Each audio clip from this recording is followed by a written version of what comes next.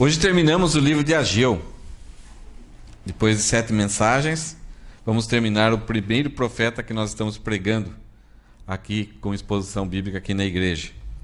Nos pequenos grupos já usamos o livro de Jonas. Quem sabe um dia a gente possa pregar na igreja, que é um livro muito bom, né? que traz alguns alertas, que a gente consegue se identificar muito com esse livro. O livro de Ageu, como eu falei em alguns domingos passados, ele é um livro bem diferente dos outros profetas. É um livro que o profeta pregou e houve resultados, apesar das lutas, das insistências que ocorreram, mas as mensagens acabaram tendo um efeito produtivo, né? Um bom efeito. A maioria dos profetas, eles pregavam e o próprio povo que ouvia, que era uma mensagem boa, para voltarem a ter felicidade, para se reencontrarem com Deus, para priorizarem Deus, a maior parte dos profetas, alguns deles foram mortos e sofreram muito na mão daquelas pessoas que Deus queria amar, queria tirar daquela situação terrível de sofrimento, de laços, de prisão pelo pecado.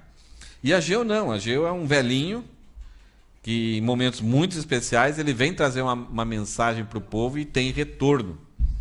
O povo tinha sofrido durante um bom tempo na liderança dos reis, cada vez mais os reis iam se afundando no pecado. Teve um rei que fez uma reforma, achou o livro da lei no templo, Josias, mas aí já era tarde e o seu descendente já se afastou tanto de Deus, só queria viver na sua vida imoral, e por causa disso Deus não tinha mais outra oportunidade, não tinha outra situação a não ser levar para um processo de disciplina na Babilônia por 70 anos, e depois Deus então alerta o povo para voltarem, mas o povo já estava tão acostumado, estava tão assim, envolvido com a situação na Babilônia, era a capital do império, era a melhor cidade da época para se viver.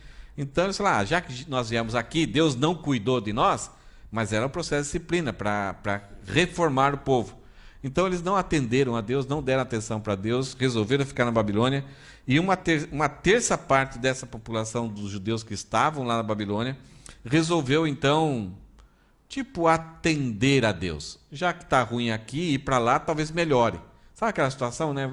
Muitos mudam de país porque está ruim aqui, ir para lá pior não vai ficar. Tem até um político no Brasil, né? Pior não dá para ficar. Então, comigo, pior não vai ficar. Era propaganda eleitoral desse candidato a político no Brasil. E o povo, então, uma terça parte volta com uma missão de reconstruir a cidade, reconstruir o templo e restaurar o culto, a adoração, a vida com Deus. Para, através desse relacionamento bonito com Deus, Deus os abençoar, eles serem um povo alegre, feliz, com relação fantástica, diferente de todos os outros povos, porque os deuses dos outros povos eram fantasias, eram coisas inúteis, inventadas. Então, através desse relacionamento, por causa da promessa que Deus tinha feito na aliança mosaica, as coisas iam acontecer. Haveria uma harmonia, uma justiça social, uma harmonia de relacionamento com Deus, e tudo aquilo que eles precisassem, Deus responderia. Seria um povo feliz nas famílias, tudo. Tudo era de acordo com essa aliança, se eles vivessem bem. Então eles voltaram com uma missão. Mas ao chegar ali, começaram a reconstruir, já que Deus mandou a gente reconstruir, vamos reconstruir. Mas houve algumas oposições e eles então abandonaram. E ao longo do tempo, cada um vai cuidar das suas coisas, aí vamos aproveitar o que veio, que o rei deu para nós, vamos usar para nossas casas, cada um por si. Então, não reconheceram, se tornaram indiferentes para Deus, não colocaram Deus como prioridade na sua vida. Então, o profeta Ageu vai dar a primeira mensagem, dizendo o seguinte: olha, as coisas não estão dando bem porque vocês não colocam Deus como prioridade na sua vida. Isso é resultado da aliança. Se vocês voltarem para Deus, as coisas vão mudar. É para isso que vocês voltaram, para essa missão. E somente cumprindo essa missão, servindo a Deus, Deus vai cumprir o outro lado da aliança, que é te abençoar. E o povo então, opa, vamos lá, Realmente, nós não estávamos percebendo isso e houve um sucesso no ministério do profeta. O povo atendeu. Começaram a reconstruir. Mas o templo não vai ser tão bonito como o anterior. Então não vale a pena. Desanimaram. O profeta veio e falou para ele, o saudosismo que foca lá no passado, que tudo era melhor, ele tem que ser eliminado. Foquem no presente. Aquilo que é pequeno hoje, insignificante, vai ser algo grandioso nas mãos de Deus no futuro. Então o povo acorda e volta e serve a Deus, começa a reconstruir o templo. Passou-se alguns dias, 2 meses, o povo está novamente desanimado. Cadê a bênção? Se voltássemos para Deus, a ideia é que Deus ia nos abençoar, mas cadê a bênção? Já faz 2 meses. E Deus fala, marquem hoje. A partir de hoje eu vou te abençoar. E eles começaram a construir e começaram a ir em frente. Mas tinha um líder. E nós vemos ele aparecendo em todos os capítulos aqui, constantemente. Ageu vai mencionar esse líder, mas esse líder está percebendo que a tarefa é muito difícil, ele já está cansado. Tem vários fatores que o desanimam. Será que vale a pena servir a Deus? Será que vale a pena tomar a frente e estar na frente para servir o povo, para liderar o povo, para levar o povo a cumprir o propósito de Deus, a crescer nesse relacionamento com Deus? Será que vale a pena? Talvez você fale assim, puxa, mas por que um cara desse foi pensar desse jeito? Claro que vale a pena. É que nosso passado, nossa história, o que nos cerca muitas vezes provocam em nós um desânimo tão grande que nos afastam do relacionamento e de servir a Deus. No caso de Zorobabel, eram coisas muito grandes, muito sérias. Mas na minha vida eu já percebi que de repente um pneu furado perdi a vontade de ir lá estar com os irmãos.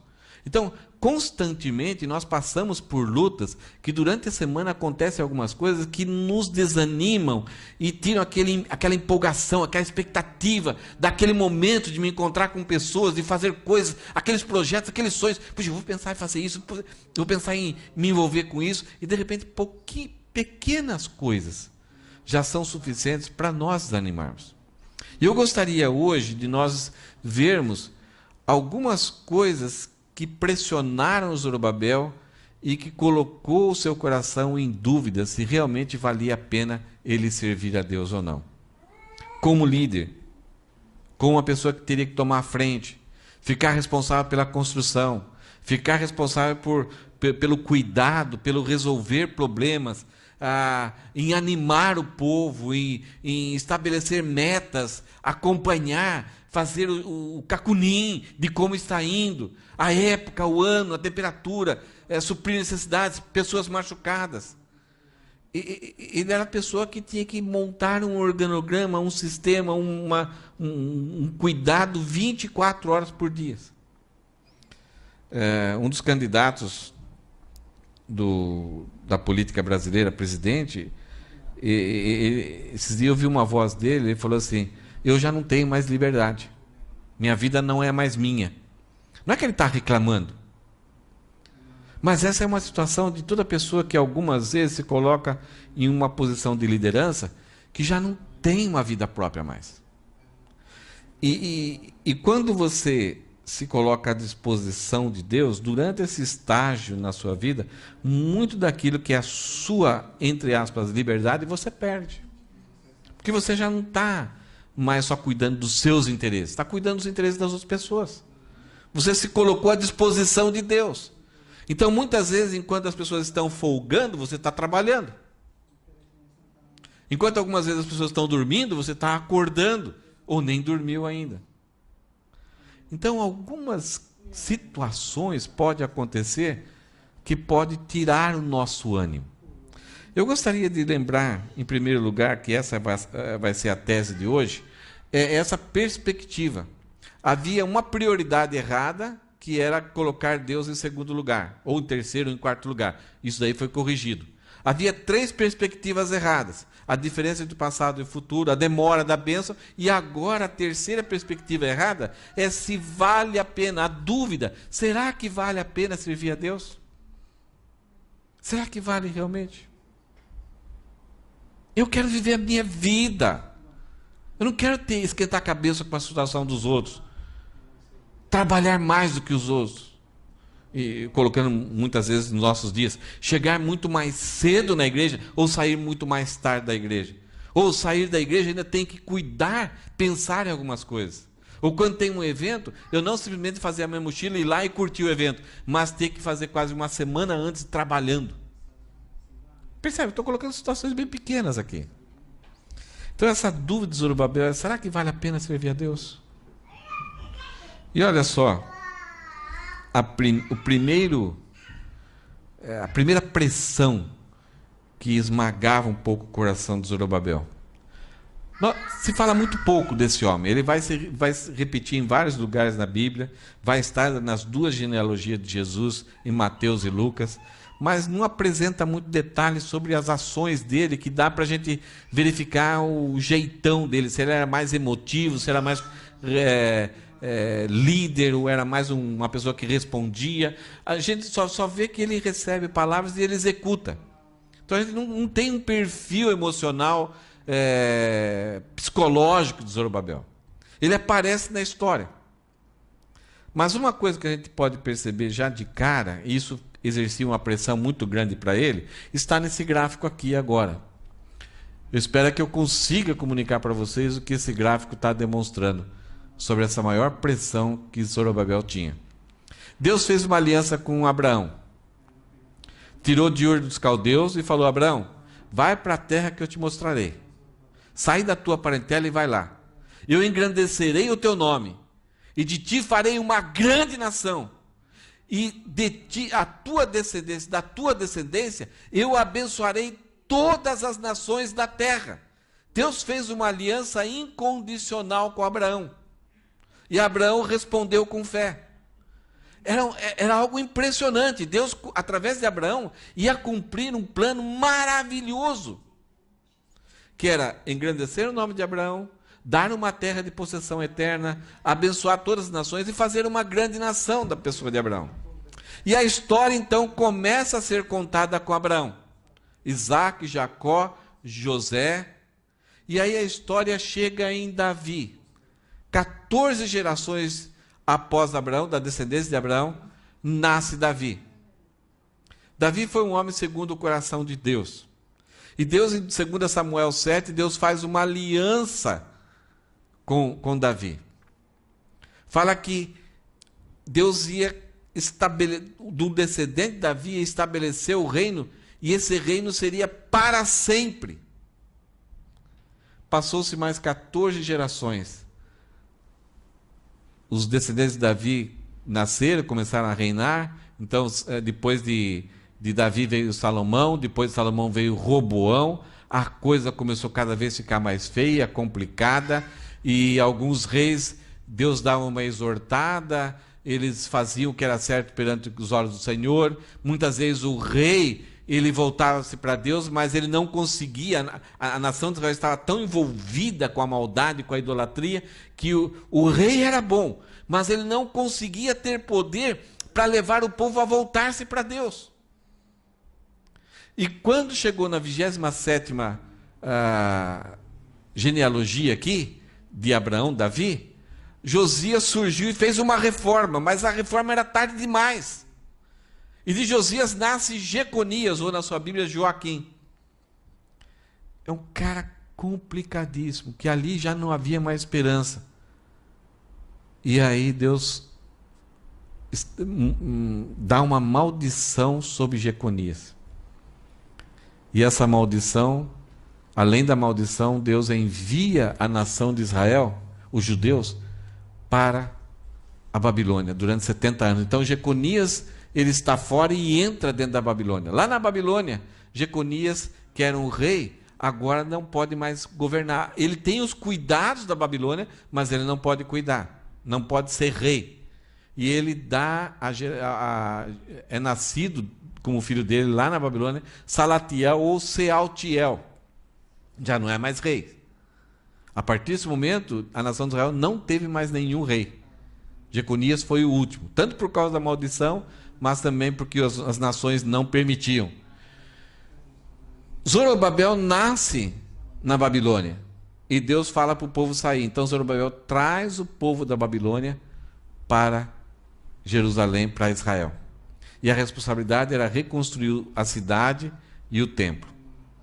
Então ele volta agora sem poder, ele é da genealogia de Davi, da genealogia de Abraão, ele não é uma grande nação, como Deus tinha prometido, ele não pode ser rei, só está liderando pessoas pobres, pessoas com dificuldades, pessoas desestruturadas, pessoas que não têm nenhuma formação, nenhuma capacidade de aglutinamento, só algumas pessoas podem ajudar Zorobabel.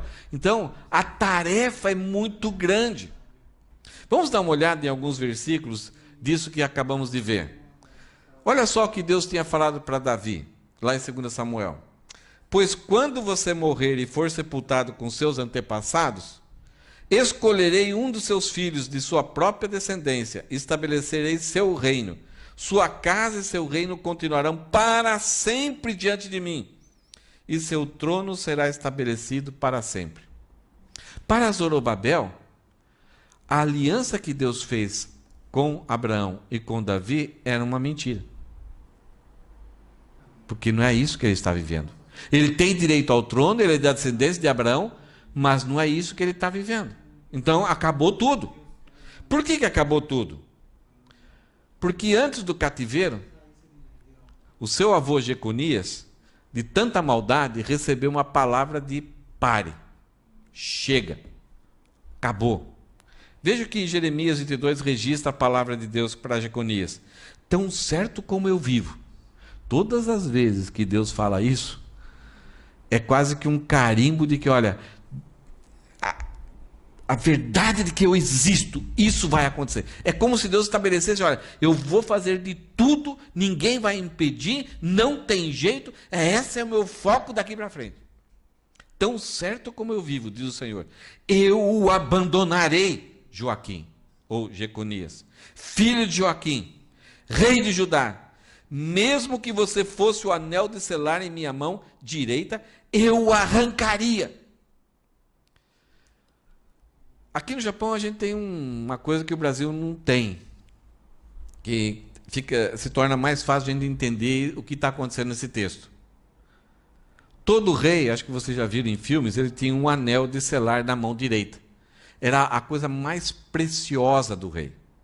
Era feito sob medida para que esse anel não saísse com facilidade.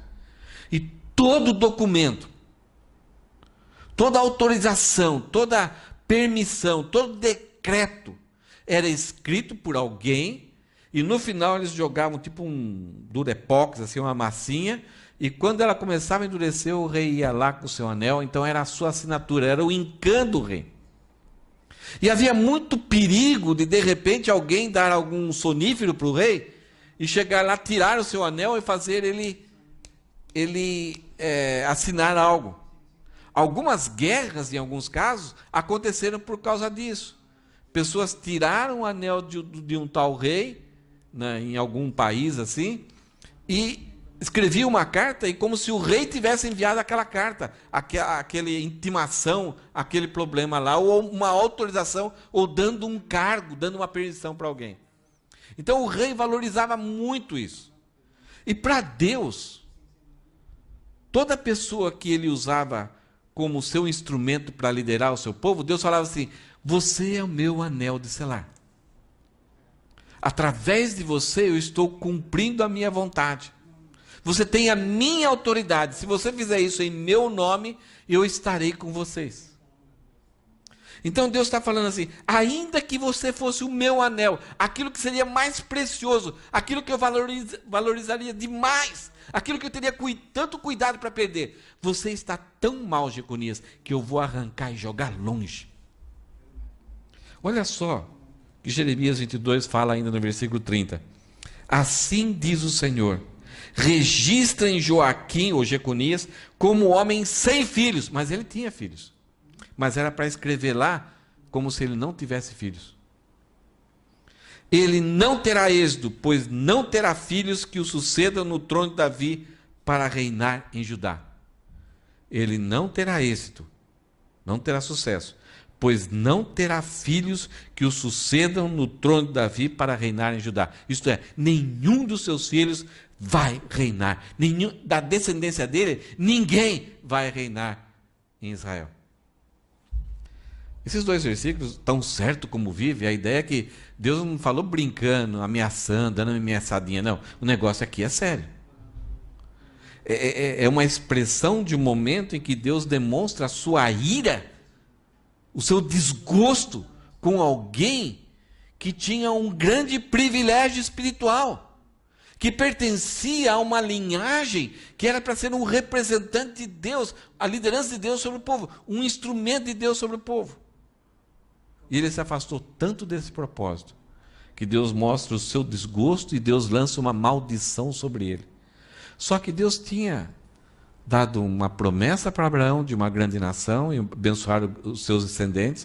Tinha dado uma aliança para Davi, que dos seus descendentes sempre haveria alguém que reinasse para sempre. E agora tem um problema sério aqui. No meio do caminho há uma maldição. Acabou. E logo após essa maldição, nasce Salatiel e Zorobabel. E Zorobabel agora é comissionado por Deus para tirar o povo e começar a construir o templo, construir a cidade, liderar o povo, voltar a ter comunhão com Deus. Mas espera aí, eu não posso ser rei. E muitas das pessoas... vamos levantar mais umas questões aqui do desânimo. Essa dúvida de Zorobabel. Primeiro, será que vale a pena servir a Deus? Eu pertenço a uma linhagem que foi responsável, uma linhagem que tem uma culpa de levar o povo a ter que passar 70 anos como escravo na Babilônia. Ele era da linhagem, mas o povo talvez falava, por culpa do seu pai, ele não soube liderar o povo, ele estimulou o povo a ser rebelde contra Deus. Por causa do seu pai, do ministério, do trabalho do seu pai, nós fomos para lá. Então ele pertencia, ele era descendente. E pertencia a uma linhagem amaldiçoada. Deus nunca permitiria que ele se tornasse rei. Cadê o palácio que ele ia governar? Cadê os confortos de como líder, o privilégio que ele podia ter de cobrar impostos como rei? Não tinha. Será que vale a pena servir a Deus? Talvez a casa dele aqui, porque ele não tinha terra, não tinha nada, estava tudo destruído, não podia cobrar impostos, talvez era uma das pessoas mais simples e mais pobres. Não tinha recurso, não tinha uma propriedade. Dependia do sustento do povo como rei, como governador. Mas o povo também era pobre, então não tinha sustento pessoal. Sem status, né? Governador, a ideia aqui é como antigamente existia no Brasil. Os governadores eram governadores fantoches. Sabe o que é fantoche, né? Você coloca a mão ali, faz assim. Isto eram pessoas nomeadas para governar. O povo não elegia. Então o presidente nomeava. Em São Paulo vai ser tal governador, lá no Rio de Janeiro vai ser tal outro. E eles eram lá, mas eles não podiam fazer nada se não fosse da vontade do presidente militar. Eles eram presidente fantoche. Então, ele está aqui chamado por Deus com uma missão de Deus, mas ele não podia fazer nada além daquilo que o rei da Pérsia queria. Ele não tinha liberdade. Ele não podia montar um projeto de desenvolvimento da nação de Israel. Ele tinha que obedecer lá ao rei da Pérsia. Será que vale a pena?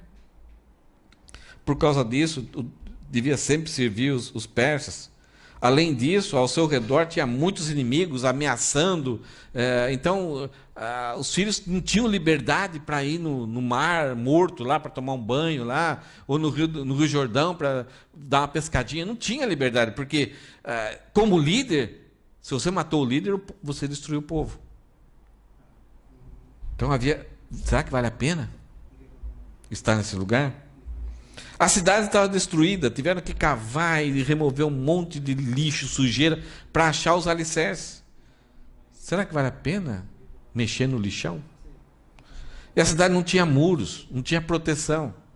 Então não dá nem para dormir sossegado. Será que vale a pena? Será que não é melhor ir lá para o norte, tentar comprar uma chácara pequena e viver lá sossegado do que ter essa enorme responsabilidade sobre mim? E o povo era pobre.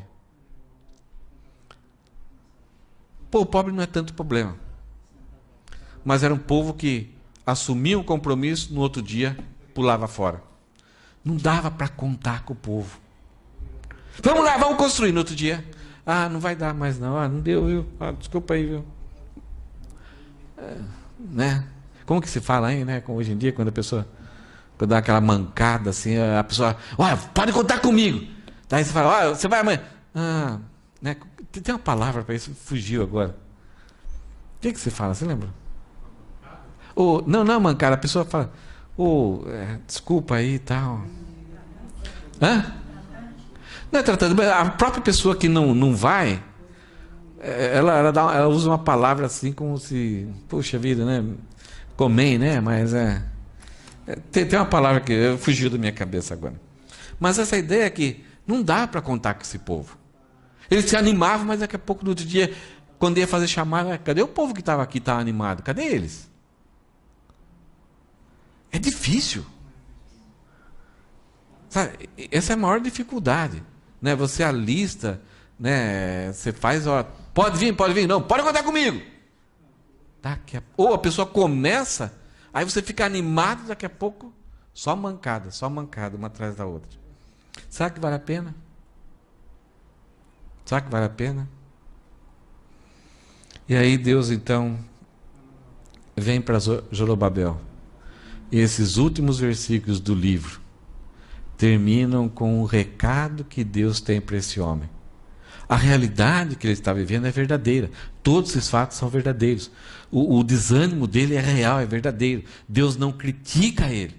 Deus entende ele, entende o povo. A situação é complicada. Então Deus, muitas vezes quando a gente passa por situações e as coisas são reais, não são invenções da nossa cabeça, Deus entende. Ele sabe. O próprio apóstolo Paulo falou que vários momentos na sua vida ele pensou que ia até morrer. Deus não é um Deus frio, cruel. Ele sabe o que a gente passa. Ele entende a realidade. E nesse sentido, uma das tarefas maiores da palavra de Deus e do Espírito Santo é nos encorajar, nos animar. E é isso que Deus vem fazer com Zorobabel. Eu sei que o estado de Zorobabel era governador, merecia, descendente de Abraão, de Davi, que tinha uma promessa, que tinha alianças, tinha uma maldição também. Eu sei que tem um nível muito diferente entre ele e nós. Mas podemos comparar algumas coisas conosco. Porque todos nós somos salvos da Babilônia, da prisão do pecado. Fomos chamados para reconstruir um templo, o nosso corpo. Para habitação e para satisfação, tanto de Deus como nossa. E através dessa vida tão gostosa, essa vida de satisfação, de alegria no Senhor, nós comunicarmos a palavra, a salvação para outras pessoas que estão ao nosso redor. Nós temos a mesma missão, de forma diferente, um pouco mais completa do que a de Zorobabel. Então eu gostaria de olhar o texto aqui que Ageu escreve e profetiza especialmente para Zorobabel. Mas tem algumas coisas que têm tudo a ver conosco. No versículo 21, eu sei que é um pouco de saudosismo, nem sei se alguém usa mais isso. Aqui no Japão eu já vi. Talvez alguém use. Mas Deus manda um cartão postal fantástico para Zorobabel. Do versículo 20 ao 23 é um cartão postal. Sabe, eu acho que eu não mandei nunca cartão postal para ninguém. Não me lembro de ter mandado. Mas pessoas costumavam fazer isso. Né? E principalmente vocês que vieram mais cedo para o Japão, eu acho que era uma das coisas bonitas. Né? De um lado tinha uma foto de um lugar, então, e do outro lado já tinha algumas coisas, você escrevia, os emojis da época. Né? Hoje é diferente, né? Mas e era tão gostoso. E se fosse namorada, você guardava para sempre aquilo ali, né? E constantemente você voltava e lia e o coração batia de novo. Então é um cartão postal, mas é um cartão de amor que Deus está trazendo para Zorobabel. E olha como Deus faz. No mesmo dia que Deus falou para o povo: olha, não tem significado vocês servirem a mim sem santidade. Não tem valor nenhum vocês servirem a mim sem santidade. Foi a mensagem do domingo passado. Que servir a Deus exige santidade.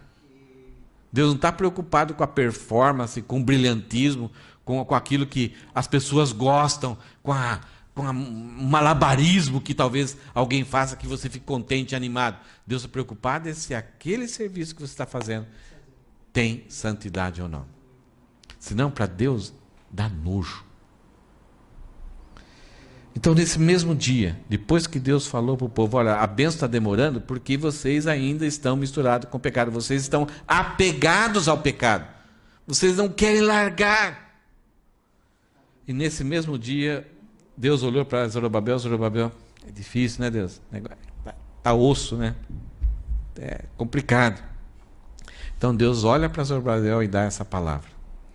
Então veja o que Ageu escreve: naquele mesmo dia, dia 18 de dezembro, o Senhor enviou mais uma mensagem a Ageu. Ageu acabou de falar isso para o povo, aí Deus falou: fala agora para Zorobabel. E Ageu foi lá e falou essa mensagem. E versículo 21, diga ao governador de Judá, não é o rei, deveria ser o rei, mas não pode, por causa da maldição, e os persas não permitem. Diga ao governador de Judá, Zorobabel, que estou prestes a sacudir os céus e a terra. O recado, o cartão postal aqui: Ageu, vou fazer um negócio legal, estou prestes, segura as pontas aí, venha comigo, tamo junto, ser forte, entenda que eu não estou pedindo para vocês voltar e fui tirar férias, não. Estamos num processo, estou prestes a fazer algo fantástico. Então, não desanime, empenhe-se, envolva-se com intensidade, porque eu tenho um projeto fantástico. Veja o versículo 22, que Deus fala para Zorobabel: eu derrubarei tronos e destruirei o poder de reinos estrangeiros. Derrubarei os carros de guerra e seus condutores. Os cavalos cairão e seus cavaleiros matarão uns aos outros. Hoje a confiança das nações não está mais nos exércitos, na capacidade militar. A confiança das nações hoje está no poder econômico. A ideia aqui que Deus está falando: Zorobabel, as nações confiam em carros e cavalos e em seus cavaleiros. Aqui está o poder. Zorobabel, aquilo que as pessoas confiam, depositam sua confiança, depositam sua credibilidade, esse valor que os povos dão a ser poderosos militarmente, eu vou acabar com tudo. As nações se debruçavam diante do poder militar de outra nação. Quem tinha mais poder militar é a nação que mais deveria ser reverenciada e temida. Então, naquela época, eram os persas.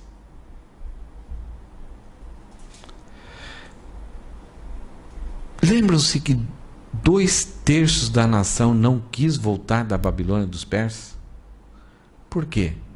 É aqui que está a nossa segurança. É aqui que nós encontramos alegria, felicidade e futuro para nossas vidas. O mundo ele muda, a sociedade vai mudando, mas sempre o homem vai depositar sua confiança, o seu coração, o seu projeto de futuro, a sua satisfação em algo que é criado. O que Deus está mandando aqui, o recado para Zorobabel é o seguinte: Zorobabel, naquilo que o homem confiar, aquilo que é perene, aquilo que se desfaz, logo, logo eu vou destruir. E a coisa interessante é que na nossa Bíblia está: derrubarei tronos e destruirei o poder de reinos estrangeiros. No original está tudo no singular.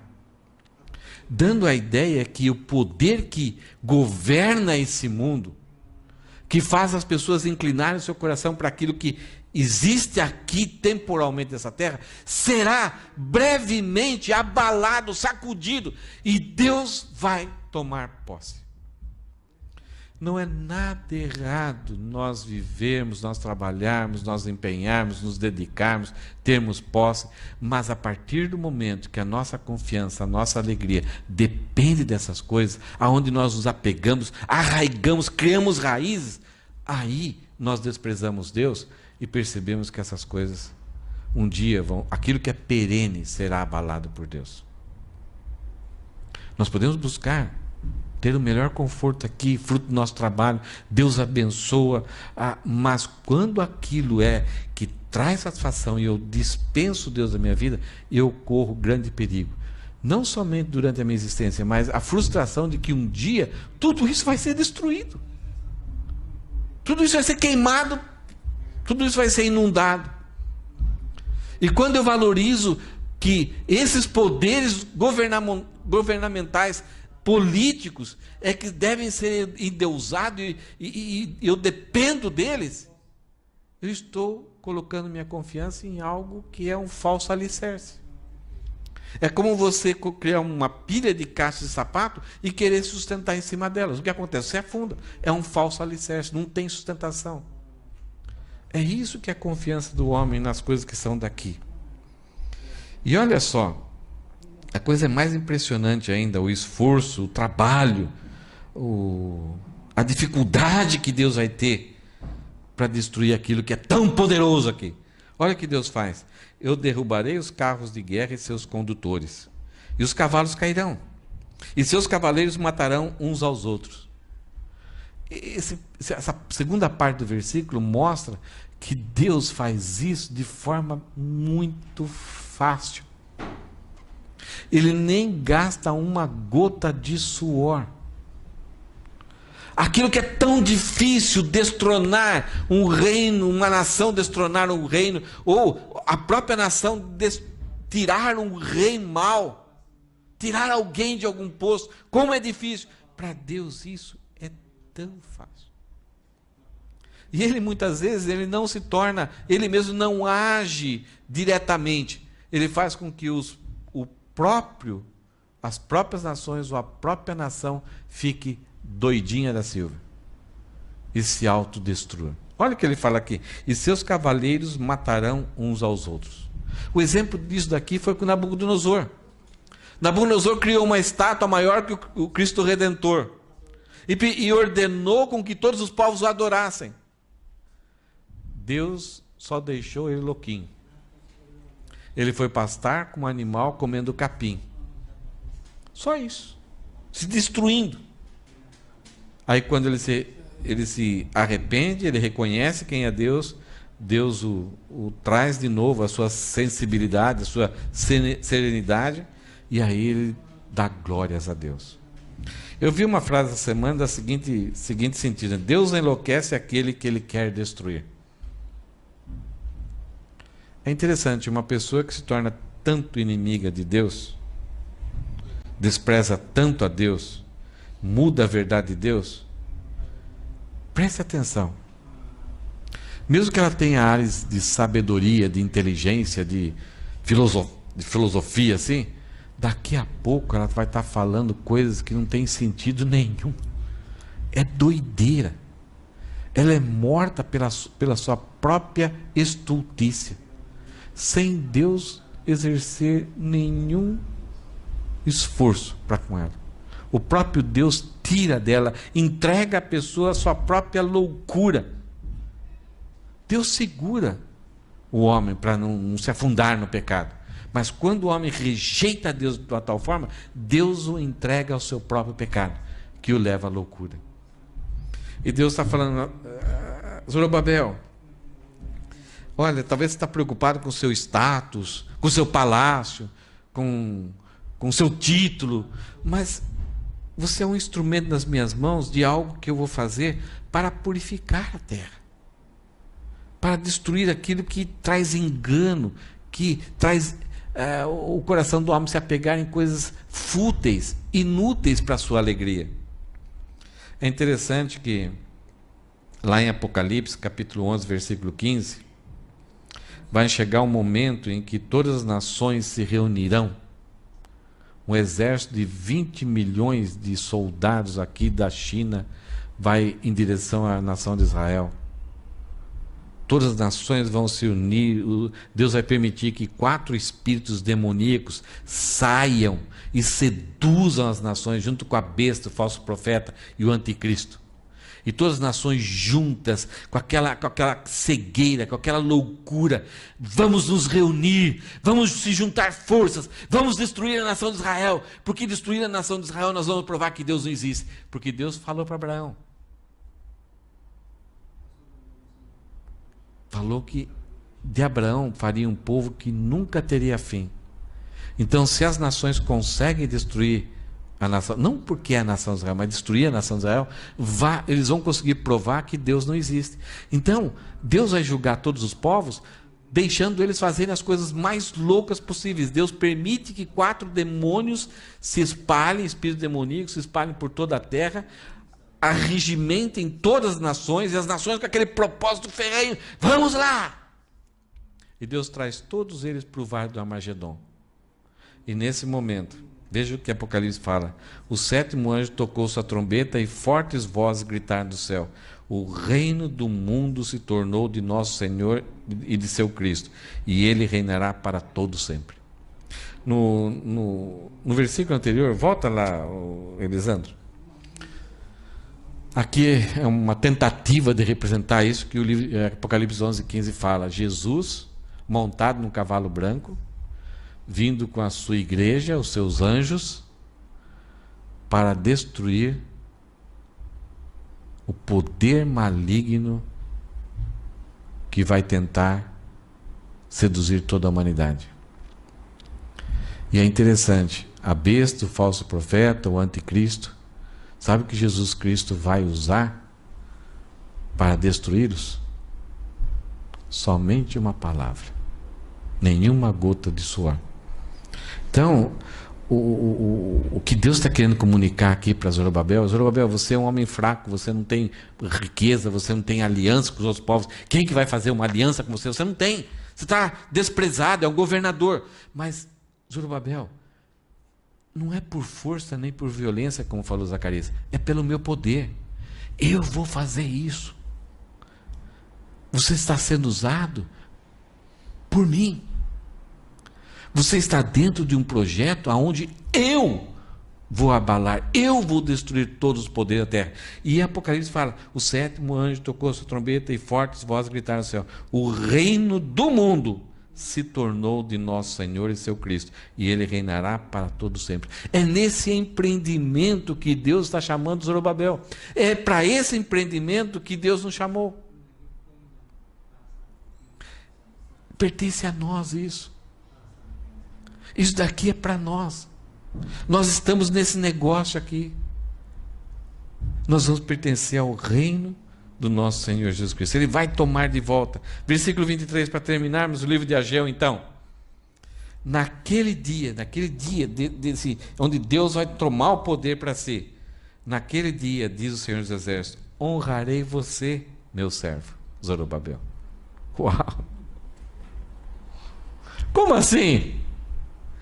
Zorobabel tem uma maldição contra ele. Ele pertence à genealogia de Jeconias. Como que Deus pode honrar agora Zorobabel?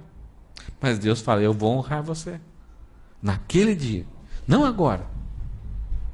Agora só sirva, só me sirva, com toda dedicação, com todo empenho, ao mais pequenino.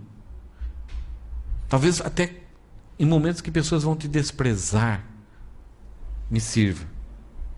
Filho de Sealtiel, farei que você seja como um anel de selar em meu dedo. Estão percebendo o que está acontecendo? Para o avô dele, Deus falou: ainda que você fosse o meu anel de selar, eu tiraria fora e jogaria fora. Tiraria da minha mão e jogaria fora.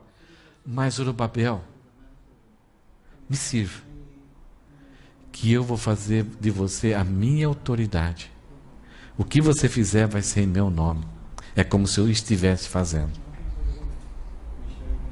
Você será a coisa mais preciosa, que nem para dormir eu tiraria das minhas mãos. Com você eu vou carimbar os decretos, pois eu o escolhi. Você não fez nenhuma entrevista, você não preencheu uma ficha, um currículo. Eu escolhi você. É interessante que quando a gente vê no Novo Testamento, uma das coisas mais difíceis de entender na Bíblia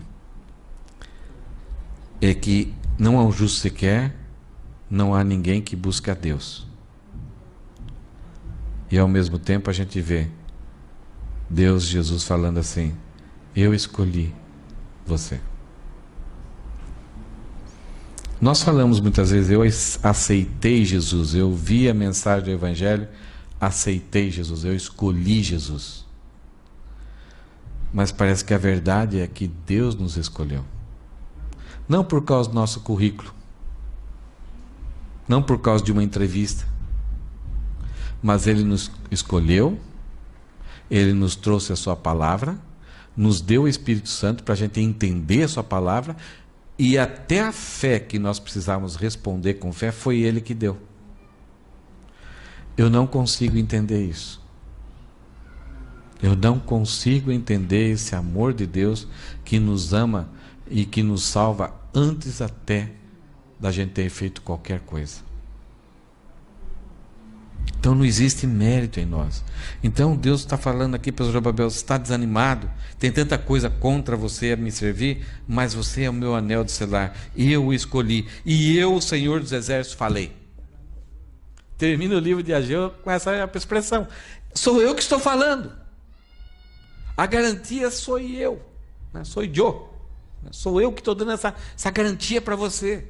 Eu não estou simplesmente: olha, trabalha aí, quem sabe, né? Ó, se der certo eu vou dar uma recompensa para você, dou um preminho para você. Não, Deus está falando assim: eu escolhi, eu vou fazer, considero você como meu anel de selar, e eu o honrarei. É a mesma coisa, a mesma palavra que Deus fala para cada um de nós.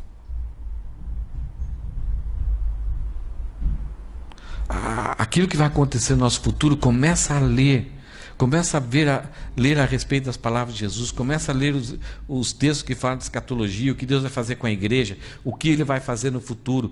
Nós vamos ter muitas dificuldades ao longo da história, mas as garantias que Deus deu, ninguém pode impedir que aconteça na nossa vida.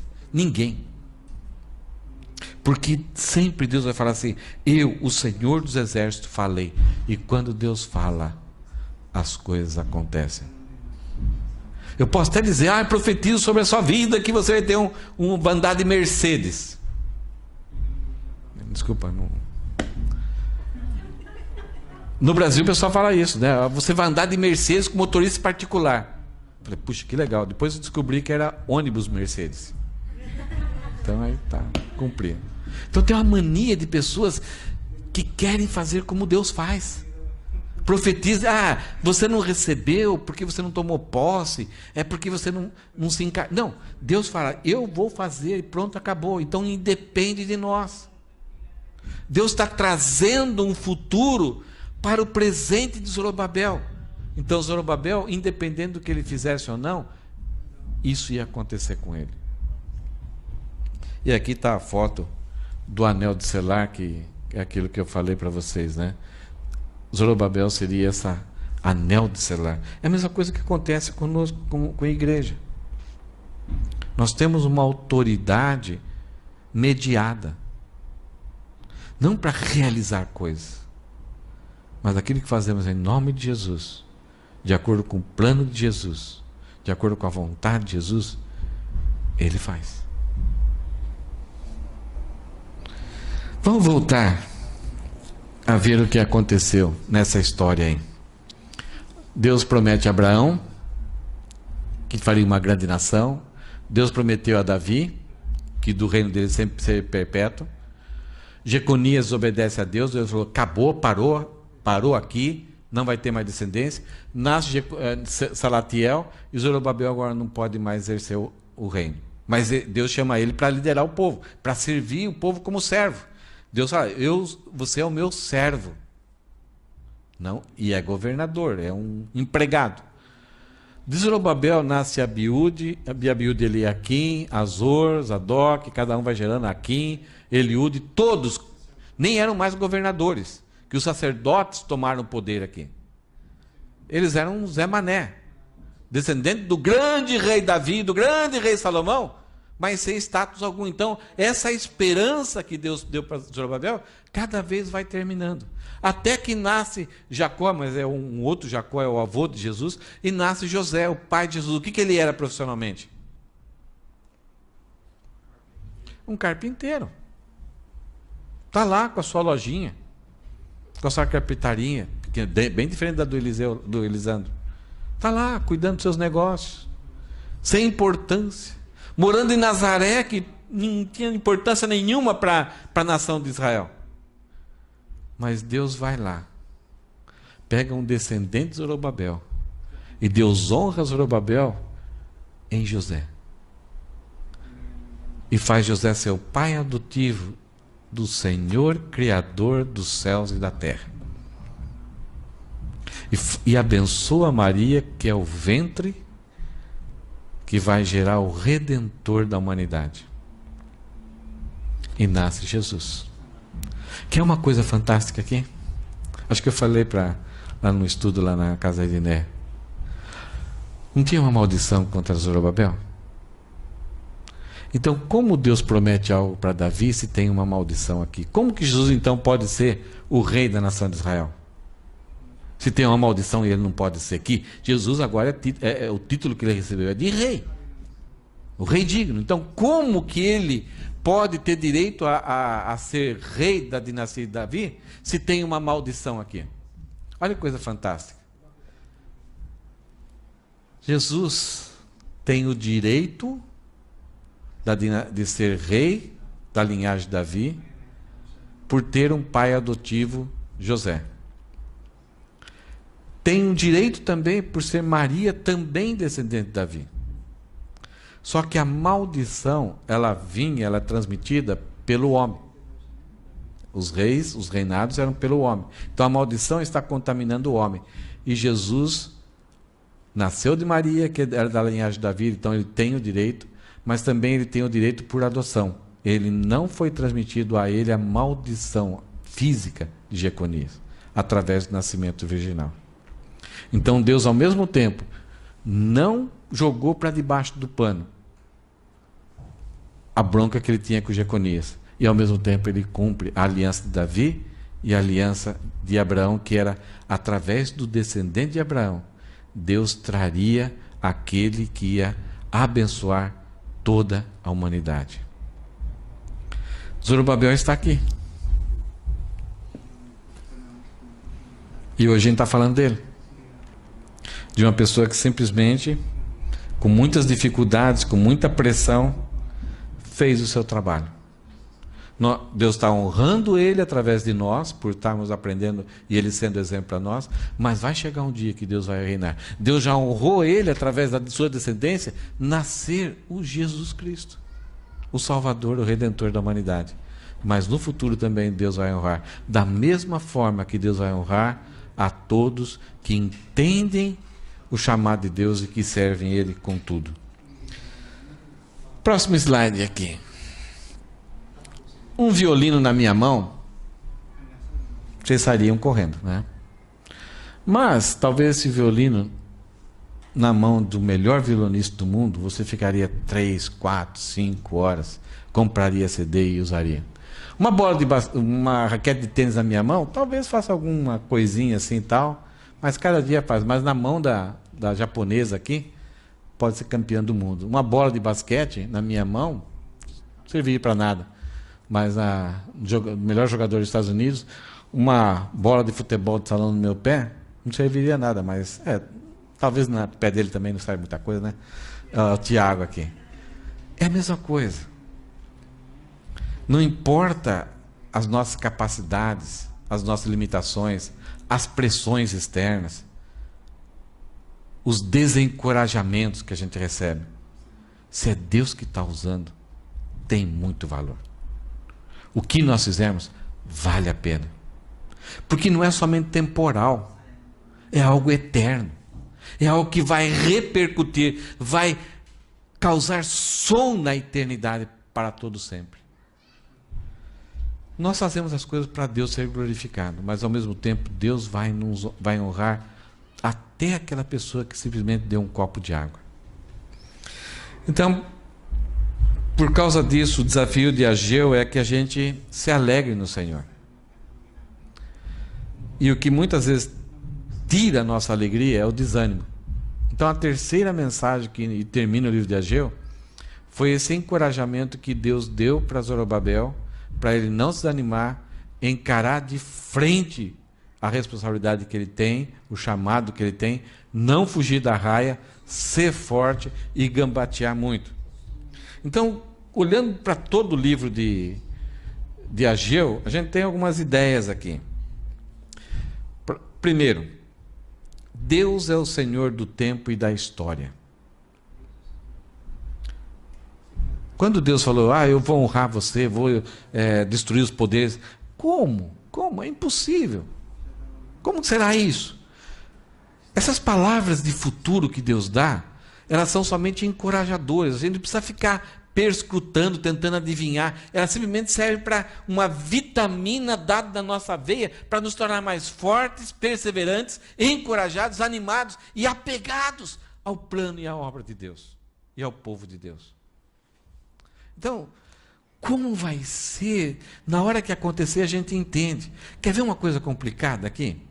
No Antigo Testamento falava que o Messias, o Redentor, ele viria do Egito, nasceria em Belém e seria chamado Nazareno. Mais ou menos aqui, Nazaré é aqui, Belém é aqui e o Egito é aqui. Como? São 3 Messias? Como ele será de Nazaré, nascerá em Belém e virá do Egito? Não tem jeito. Mas na hora que aconteceu, tudo fez sentido. Os pais moravam em Nazaré, por causa do recenseamento foram para Belém, depois Herodes perseguiu, eles fugiram para o Egito, depois que Herodes morreu, eles voltaram e moraram em Nazaré. E Jesus foi chamado Nazareno. Então, tem hora que algumas coisas a respeito do futuro parece que não tem jeito, não tem solução, não dá para entender, parece que é uma coisa absurda. Espere, e você verá como Deus faz tudo perfeito. Segundo, devo servir a Deus com intensidade, pensando na realidade do futuro.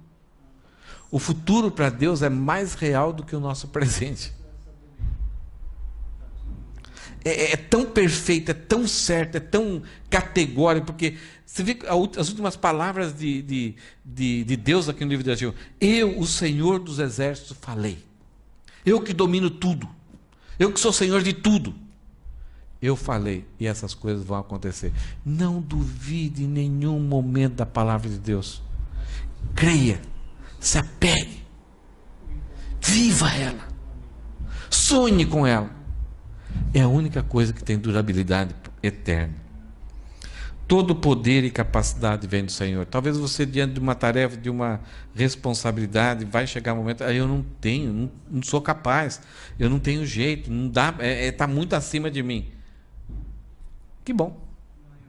É justamente essas pessoas que Deus quer usar. Porque se estiver de acordo com a sua capacidade, no final você fala, está vendo como eu sou bom? Pessoal, me aplaudam.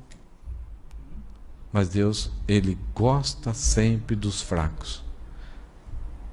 Para nos desafiar, para sentirmos na pele a atuação dEle, e para no final, a gente glorificar a Ele. E as pessoas perceberem, uau, né? Como se diz no Japão, sugoi, né?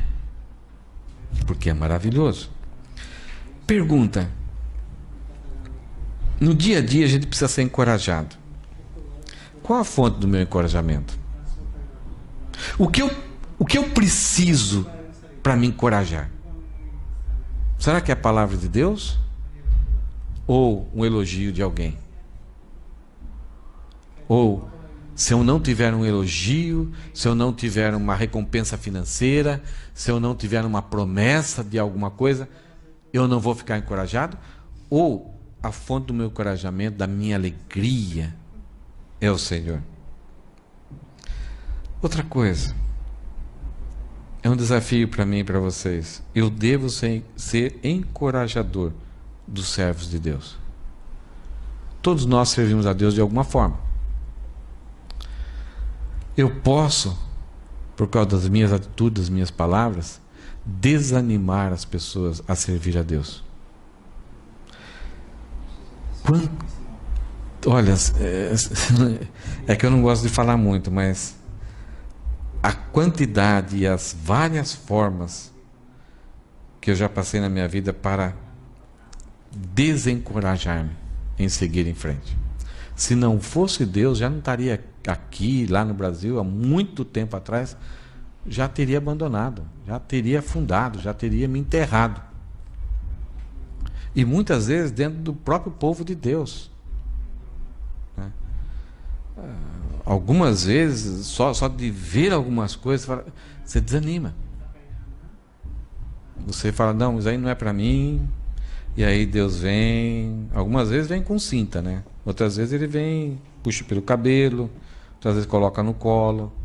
Ele sabe na hora o que é melhor para a gente.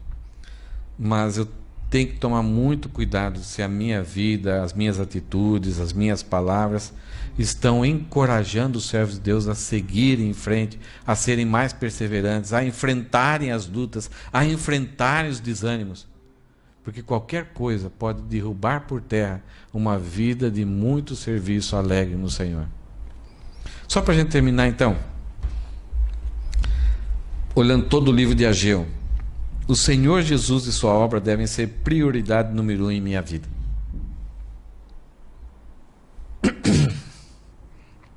Duro, né? O Senhor Jesus e o que Ele está fazendo deve ser prioridade número 1 em minha vida? Se der tempo, talvez, vou tirar férias durante um ano de Deus. É interessante, será que Deus deveria agir da mesma forma, da forma como a gente age com Ele? Será que da mesma forma que eu priorizo Deus, Ele deveria priorizar a minha vida? Já pensou se Ele tratasse da gente da mesma forma? Seria difícil. A vida ficaria bem complicada. Graças à graça de Deus, Ele não age dessa forma. A consciência do futuro com Deus supera o saudosismo desanimador. Talvez no passado foi muito bom, a vida mudou, mas aquilo que vai ser real no futuro deve nos estimular hoje. Evita ficar comparando o passado com o futuro. E muitas vezes esse servir a Deus vai fazer com que você fique mais abnegado às coisas do presente. Mas em determinado momento você fala, puxa, mas antes eu tinha mais, antes eu conseguia fazer isso, e agora eu não consigo mais. É porque você, ao longo dessa caminhada, foi se livrando talvez de muitos pesos que atrapalhavam a sua corrida com o Senhor. Mas em determinado momento a sua natureza pecaminosa vai fazer você desanimar, tentando fazer você se comparar com o que você tinha antes, com as coisas possíveis que você era capaz. Saúde, finanças, amigos, parentes. Nós aqui experimentamos muito disso, né? Eu pessoalmente, né? Eu tenho meus filhos, vão casar, netos. Eu estou perdendo esse privilégio. Então, constantemente, minha natureza pecaminosa, o que você está fazendo aqui? E aí, eu olho, já olho a cara de Deus, não preciso falar nada, já sei, tudo bem, vamos em frente. Viver em santidade é requisito necessário para servirmos a Deus. Isso é imprescindível. Quer servir a Deus? Antes de sair se especializando em alguma atividade, busque santidade. Na hora que você buscar o caráter de Deus, fortalecer a sua vida espiritual, o próprio Deus vai te dar nas tuas mãos aquilo que Ele quer que você faça. E por último, para terminar o livro de Ageu, não existe algo maior ou melhor que servir a Deus. Não se rebaixe querendo ser um presidente de um país. Quando você tem o privilégio de servir a Deus, você tem o melhor cargo, melhor posição, o melhor trabalho. É um trabalho eterno. Porque tudo aquilo que a gente realizar aqui que não for para Deus, um dia vai ser sacudido e vai perecer. Vai ser farinha, vai se tornar pó, vai acabar com tudo. Então, quando a gente substitui isso, a gente está correndo um grande risco. Vamos cantar?